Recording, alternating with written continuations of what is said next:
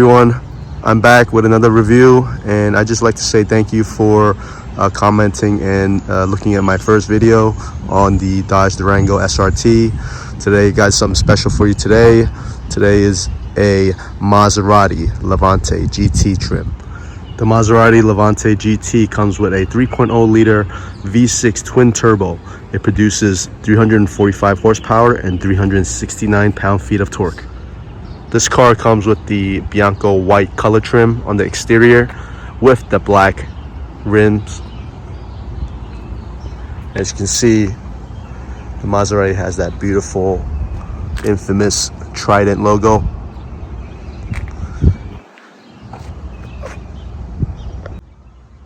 You can also tell the LED headlights over here. Nice and sharp, and it looks kind of aggressive. I would say it almost looked like a shark mean mugging you. Anyways, when you come to the side, you got the 20-inch Scorpion Verde all-season tires, and obviously the iconic side intake grills on the Maserati, plus the Trident symbol, another Maserati's emblem on the side. Just an all-out beautiful car on the exterior, and obviously it also comes with the quad exhaust. Now let's check out the interior of the vehicle. As you can see, it has that red color seats, that black and red accent inside. The seats come with the Maserati logo on the headrest, which looks beautiful. So does the rear seats as well. This is a 5-passenger vehicle, mid-size SUV. You can see the leather over here with this gloss trim, and then more leather.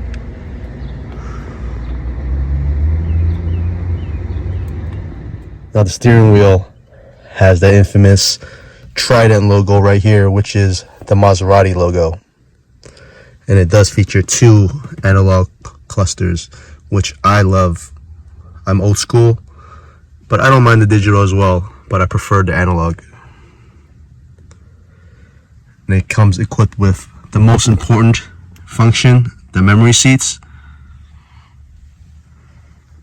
And here you got the door lock and the windows adjustments. Also got the 8-inch infotainment center with the analog buttons right here, which I prefer, and a gearbox shifter with all the different modes and the dial to scroll through the infotainment system. You also get the cup holders right there. Excuse my mess over here. Gotta have the hand sanitizer, and this also comes with a cigarette lighter right here, as you can see.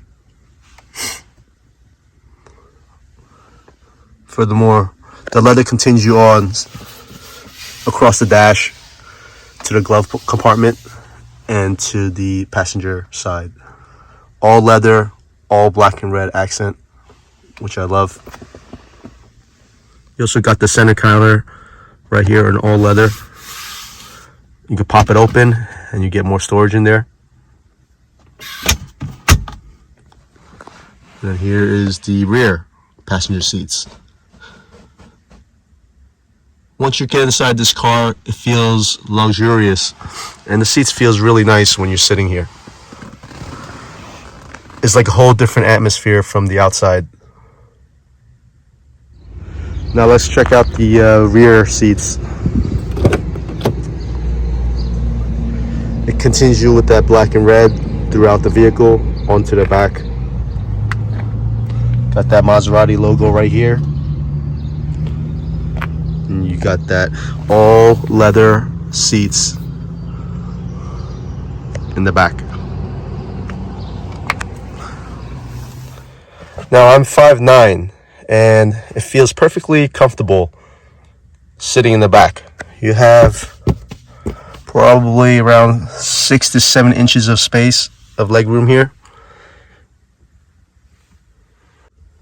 and you got the heating and ventilated controls over here.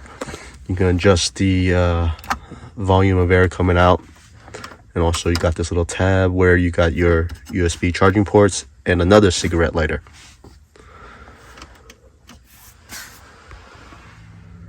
It's very minimalistic in the rear seats. I don't like that the rear passenger doesn't have the capability of adjusting their own ventilation and temperature in the back, but that's just me. Also, it has its own reading lights right here that you're able to use, and the grab handle in case the driver decides to test this car out for its performance. But ultra luxury, leather all the way down. It feels very nice. And once again, I love that Trident symbol right there. Now let's check out the cargo space.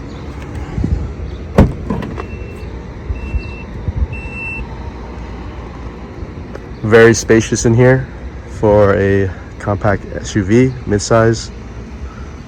You got that seasoned mat right here with the Maserati logo.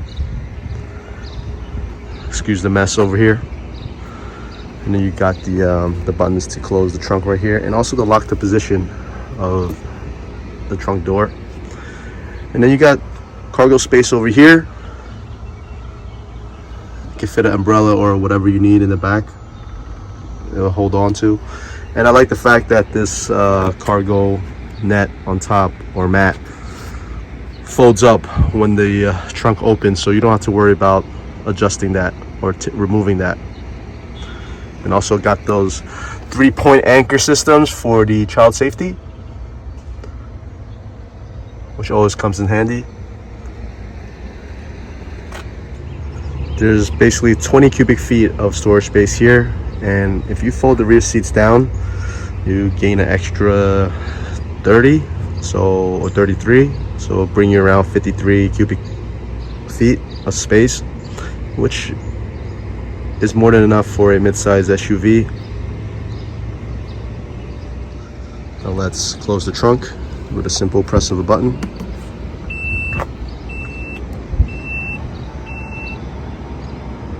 Comes down nice and easy. When the car is in the off position, the side mirror is closed by itself. Now let's start up this engine. You can see the side mirrors fold outwards, indicating that you're ready to go. Here's the 8-inch infotainment system right here. You got different selections, climate control, which can be adjustable with the touchscreen, and as well as the analog buttons. Like I said, this is a 2020 version, which has the older map here, but it still works. Looks great. And you got the volume adjustment dials here, which will allow you to, let's say, scroll through different selections. Quite responsive, really good. The sound system is really good as well. Shop local. Hi, I'm Greg Richard. This is a Harman Kardon speakers over here, where this model is equipped with that. Obviously, that's an option if you would like to have as part of your trim. And I do like the luxury vehicles, which comes with its own classic analog clock right here. Now this vehicle does give you active suspension, which allows you to have a more comfortable ride when you're choosing in between normal driving, and also if you want to get the performance setting, the sport version. Now let's see how it, look at that lag there, the throttle response. I don't know, I like that at all, but it does pick up once it gets going. As you can see, it's on normal mode, and I'll switch it to sport. Now it's in sport mode, and let's see how the throttle response is. You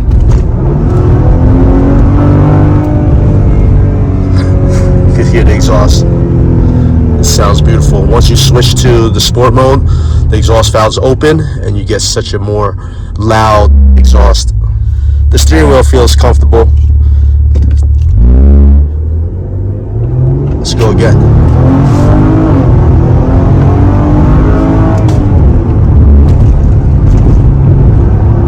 You can hear that exhaust. Quite stiff to ride when you switch to sport mode. Obviously the active suspension adjusts the height, it makes it lower. It allows you to be more closer to the road when you're driving.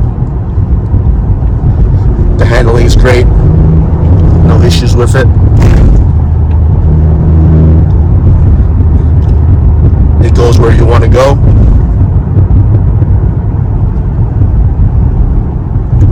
It reacts to your response.